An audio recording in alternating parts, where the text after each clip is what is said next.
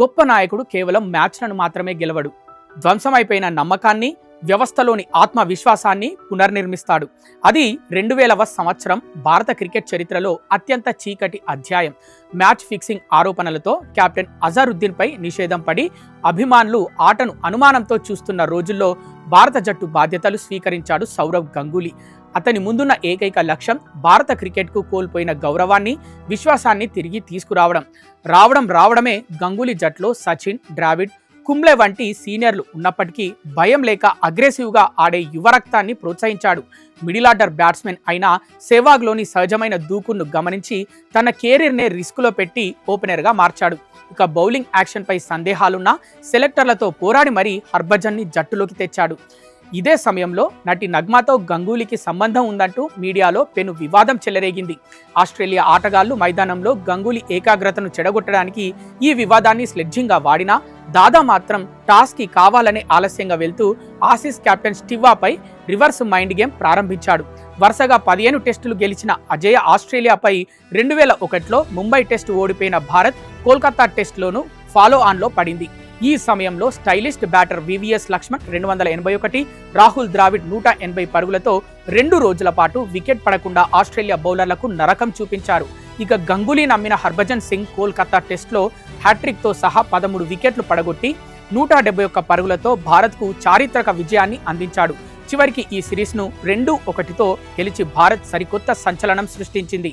అలాగే ముంబైలో Andrew Flintoff Jersey విప్పి చేసిన అవమానానికి లార్డ్స్ మైదానంలో నార్త్ వెస్ట్ సిరీస్ ఫైనల్లో దాదా బదులిచ్చాడు.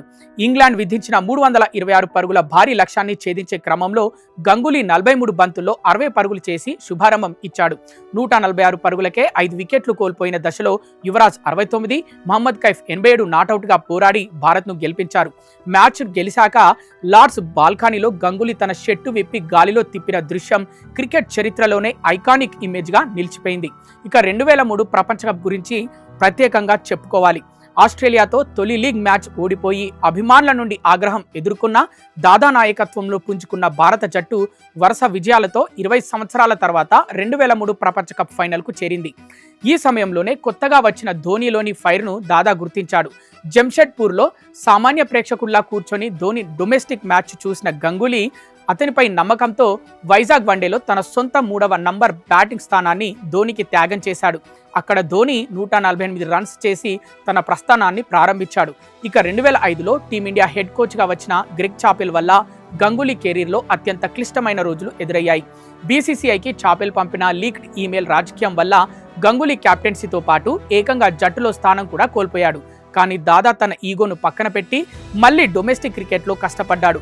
2006 దక్షిణాఫ్రికా పర్యటనలో పేస్ పిచ్లపై అందరూ చేతులెత్తేసినప్పుడు తిరిగి జట్టులోకి వచ్చి జోహెన్నెస్బర్గ్ టెస్టులో అజేయంగా 51 పరుగులు చేసి భారత్కు తొలి టెస్టు విజయాన్ని అందించాడు. చివరిగా 2007 పాకిస్తాన్ సిరీస్లో 239 పరుగుల డబుల్ సెంచరీ సాధించిన గంగూలీ 2008 ఆస్ట్రేలియా సిరీస్ తర్వాత అంతర్జాతీయ క్రికెట్కు రిటైర్మెంట్ ప్రకటించాడు. నాగ్పూర్ టెస్ట్ చివరి నిమిషాల్లో గౌరవ సూచకంగా ఎంఎస్ ధోని జట్టు నాయకత్వ బాధ్యతల్ని గంగూలీకి అప్పగించడం అత్యంత భావోద్వేగాన్ని నింపింది. బీసీసీఐ ప్రెసిడెంట్ గాను సేవలు అందించిన దాదా కేవలం 18,575 పరుగులు లేదా 38 సెంచరీల రికార్డుల నాయకుడు కాదు.